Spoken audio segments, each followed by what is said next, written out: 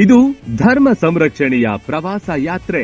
ಕೆಂಪಾಪುರ ಕ್ಷೇಮಾಭಿವೃದ್ಧಿ ಸಂಘದಿಂದ ವಿನೂತನ ಕಾರ್ಯಕ್ರಮ.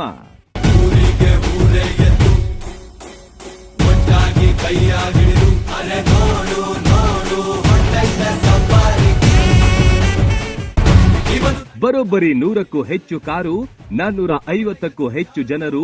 ಶಾಸಕರಾದ ವಿಶ್ವನಾಥ್ರಿಂದ ಅದ್ಧೂರಿ ಚಾಲನೆ.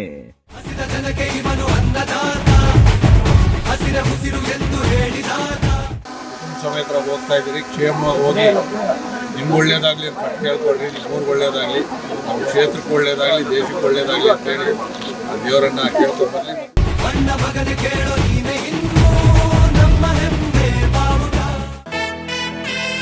2 ಅದ್ಭುತ ಪುಣ್ಯ ಕ್ಷೇತ್ರಗಳನ್ನ ಕೆಂಪಾಪುರದ ಜನತೆಗೆ ಕಣ್ತುಂಬಿಕೊಳ್ಳೋ ಭಾಗ್ಯ ತಂದ ಕಿರಣ್ ಕುಮಾರ್.